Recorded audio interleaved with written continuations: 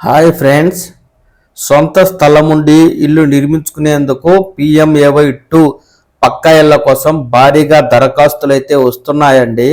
ఇప్పటికే పట్టణాల్లో నిర్మాణానికి 3,86,000 మంది దరఖాస్తు చేసుకోగా తొలి విడతలో 50,000 ఇళ్లను కేంద్రం మంజూరు చేసింది. మార్చి నుంచి నిర్మాణాలు ప్రారంభం కానుండగా గ్రామీణ ప్రాంతాల్లో సైతం ఈ PMAY2 పథకానికి దరఖాస్తులు అయితే జోరుగా జరుగుతూ ఉన్నాయి. ఇది మార్చి నెల చివరి వరకు ఈ దరఖాస్తుల ప్రక్రియ అయితే కొనసాగుతూ ఉండగా ఈ సొంత ఇంటి కోసం మనకు తాజాగా ప్రభుత్వం నుంచి మరో సమాచారం అయితే వచ్చిందండి. ఆ వివరాలు ఈ విధంగా ఉన్నాయి. సొంతింటి కోసం పేదల నుంచి ప్రభుత్వానికి భారీగా దరఖాస్తులు వెల్లువెత్తుతున్నాయి. పురపాలక సంఘాలు, పట్టణాభివృద్ధి సంస్థల్లో ఇళ్ల మంజూరు కోసం గత ఏడాది డిసెంబర్లో దరఖాస్తుల స్వీకరణ ప్రారంభించగా ఇప్పటి వరకు 3.86 లక్షల మంది వినతి పత్రాలు అయితే అందించారు. అర్హుల నుంచి ఇంకా దరఖాస్తులు తీసుకుంటూ ఉన్నారు. గ్రామీణ ప్రాంతాల్లో ఇళ్ల మంజూరు కోసం 2 రోజుల క్రితం నుంచి దరఖాస్తులు స్వీకరిస్తూ ఉండగా ఇప్పటి వరకు 680 మంది అర్జీలు అయితే పెట్టుకున్నారు. గ్రామీణ ప్రాంతాల్లో అర్హుల నుంచి దరఖాస్తుల స్వీకరణకు మార్చి నెలాఖరు వరకు గడువు విధించారు. ప్రధాన్ మంత్రి ఆవాస్ యోజన 2.0 కింద మార్చి నుంచి ఈ నిర్మాణాలు చేపట్టనున్నారు. వీటిలో ఇంటి నిర్మాణానికి స్థలం లేని వారితో పాటు సొంత స్థలం ఉండి ఇల్లు మంజూరు కోసం దరఖాస్తు చేసుకున్న వారు కూడా ఉన్నారు. వారం రోజుల్లో కేంద్రానికి DPRలను రాష్ట్ర ప్రభుత్వం అయితే పంపిస్తుంది.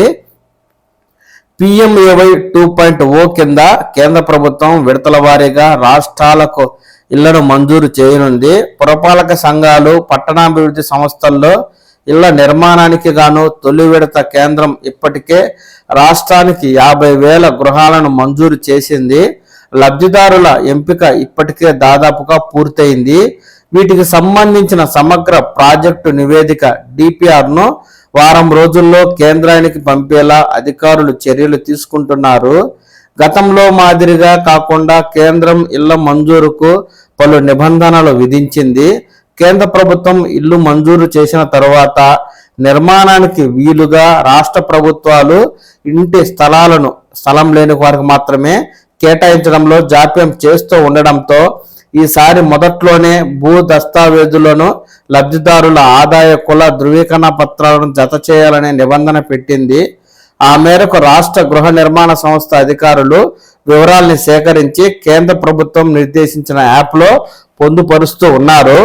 ఈ విధంగా ప్రస్తుతం గ్రామీణ ప్రాంతాల్లో PMAY2 పథకానికి ఎవరైనా సొంత ఇంటి నిర్మాణం చేసుకోవాలి అని స్థలము కానీ పాత ఇల్లు కానీ ఉన్నవారు దరఖాస్తు చేసుకోవాలి అనుకుంటే ఆధార్ కార్డ్, రేషన్ కార్డుతో పాటు కుల ధృవీకరణ పత్రం, ఆదాయ ధృవీకరణ పత్రం, అలాగే ఇంటి పట్టాకు సంబంధించిన పొజిషన్ సర్టిఫికెట్తో మీరు మీ గ్రామ, వార్డు సచివాలయాల ద్వారా ఈ మార్చి నెల చివరి వరకు దరఖాస్తులను అయితే చేసుకునేందుకు గడువు ఉంది. కాబట్టి ఎవరైనా గ్రామీణ ప్రాంతాల్లోని వారు మీ గ్రామ, వార్డు సచివాలయాల ద్వారా దరఖాస్తు అయితే చేసుకోండి.